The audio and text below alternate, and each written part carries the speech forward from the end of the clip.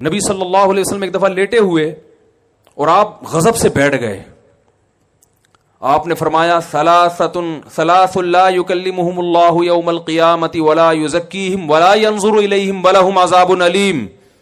3 آدمی ایسے ہیں جن کی طرف اللہ قیامت میں رحمت کی نظر بھی اٹھا کے نہیں دیکھے گا, ان کے گناہوں کو معاف نہیں کرے گا, ان کے لیے دردناک عذاب ہے. 3 دفعہ آپ نے جملہ دہرایا تو حضرت ابو ذر غفاری بیٹھے ہوئے تھے, انہوں نے عرض کیا یا رسول اللہ خابوا وخسروا من هم یا رسول اللہ, یہ لوگ تو بالکل ہی برباد ہو گئے, تباہ ہو گئے, یہ کون لوگ ہیں؟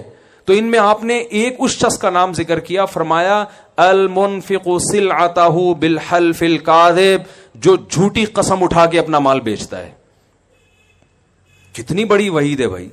آج ٹوپی کرانے کو ایک کمال سمجھا جاتا ہے, چونا لگانا, ٹوپی کرانا, یہی اس مارکیٹ میں یہی الفاظ چل رہے ہیں نا, الو بنا دیا, چونا لگا دیا, ٹوپی کرا دی, یہی کچھ چل رہا ہے. تو آپ نے تجارت کے دوران جھوٹ بولو بھائی, نہیں بول, اس سے ارننگ کم ہوگی, جتنی ہوگی اس میں برکت ہوگی. دیکھو برکت ایک الگ, یہ برکت کا انگلش میں ترجمہ نہیں ہے کیونکہ انگریز برکت کو مانتے نہیں ہیں. برکت کیا ہے؟ ایک آم کی گٹھلی زمین میں لگائی, لاکھوں آم پیدا ہو گئے حالانکہ نظر نہیں آ رہے تھے. تو اللہ نے قرآن میں فرمایا کہ اللہ ایسے لوگوں کے مالوں کو بڑھاتا ہے جیسے گندم کے ایک دانے سے 100 دانے پیدا ہوتے ہیں, ایسے اللہ تعالیٰ بڑھاتا ہے. ایماندار تاجر کا جو مال میں برکت اس سپیڈ سے ہوتی ہے, اتنی سپیڈ سے مال میں برکت ہوتی ہے. تو پہلا آپ نے التزام کرنا ہے کہ تجارت میں جھوٹ بولو بھائی, نہیں بول. رشوت دینا بعض صورتوں میں جائز ہے. کسٹم میں آپ کا مال پھنسا ہوا ہے, کسٹم کا جو آفیسر ہے وہ رشوت لیے بغیر مال کو کلیئر ہی نہیں کر رہا اور آپ حق پر ہیں, وہ زبردستی کر رہا ہے آپ کے ساتھ. تو میں اس لیے جائز چیزیں بھی بتا دیتا ہوں کہ لوگ پھر کہتے ہیں یار 100% اسلام کے مطابق تو بزنس پھر ہمارے لیے ممکن ہے ہی نہیں. اب اگر کنٹینر آپ کا پھنسا ہوا ہے پورٹ پہ, کسٹم والے کہہ رہے ہیں کہ پیسے دو تو چھوڑیں گے, آپ کہہ رہے ہیں رشوت دینا حرام ہے, لینا بھی حرام ہے, تو اس کا مطلب پھر ظاہر ہے آپ کو یہ بزنس چھوڑنا ہی پڑے گا نا, وہ تو وہیں رہے گا قیامت تک, وہ ایلفی سے چپکا کے چلے جائیں گے. تو رشوت کا اصول یاد رکھیں. یہ میں اس لیے کہہ رہا ہوں کہ کچھ چیزیں لوگ ناجائز سمجھ رہے ہوتے ہیں, حقیقت میں اس کی گنجائش ہوتی ہے, تو وہ علماء سے آپ نے پوچھنا ہے کہ اس کی شرعن کتنی گنجائش ہے کتنی نہیں.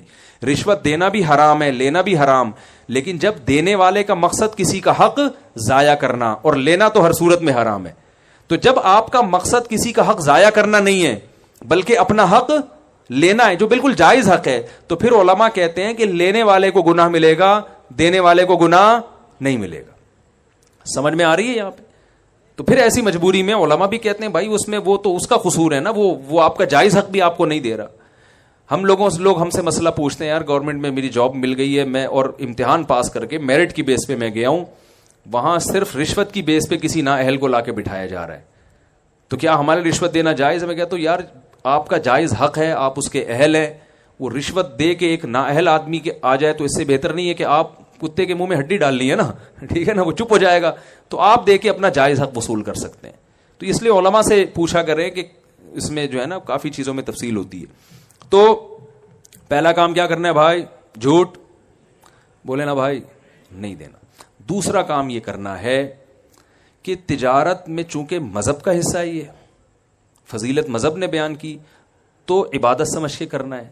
اور عبادت تھوڑی اچھی ہوتی ہے, زیادہ اچھی ہوتی.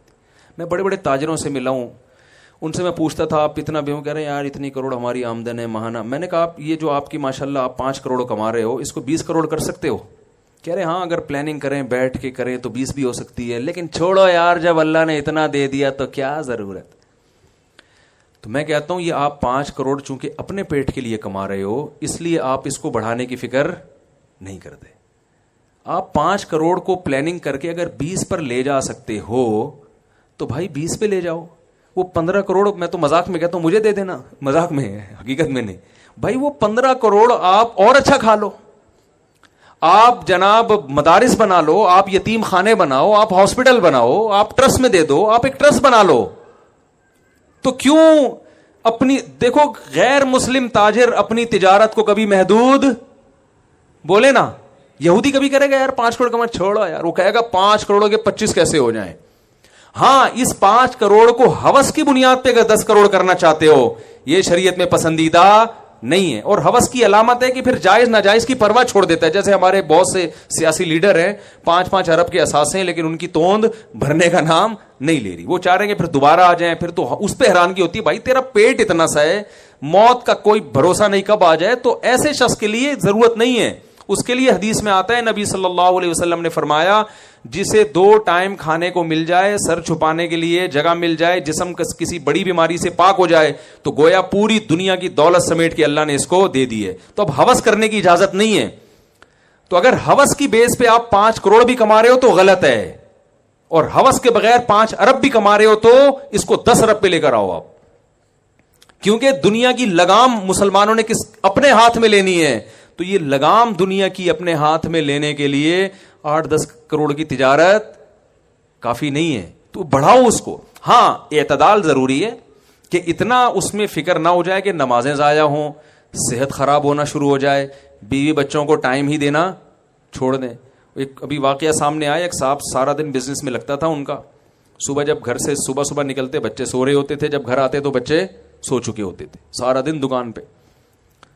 تو ایک دن بچوں کی آنکھ کھلی, امی سے پوچھ رہے ہیں یہ صاحب کون ہے جو بغیر پوچھے گھر میں آ جاتے ہیں. اور تو ایسا نہ ہو, وہ تو عبادت کرنے کی اجازت نہیں ہے اتنی زیادہ کہ آپ سب کے حقوق ضائع ہونا. تو بعض تاجروں نے ہوس میں, یہ نہیں کہ آخرت کے لیے, دنیا کی ہوس میں تجارت کو اتنا مسلط کر لیا کہ دماغ ان کا ہر وقت کھوپڑی ان کی گھومتی رہتی ہے, نہ صحت کی پرواہ نہ ان کو بیوی بچوں کی پرواہ, پاگل ہو گئے. اجملوا فی الطلب وتوکلوا علیہ, حدیث میں آتا ہے کمانے میں اعتدال سے کام لو اور اللہ پہ توکل, کہ اتنے گھنٹے میرے لیے اس کام میں صرف کرنا میری صحت اجازت دیتی ہے, بس اس کے بعد اللہ پہ توکل کروں گا کہ اسی میں اللہ مجھے انشاءاللہ نواز دے گا. پلاننگ پہ زیادہ زور لگاؤ, ٹھیک ہے نا. زیادہ ہدف کس کو بنانا ہے؟ پلاننگ.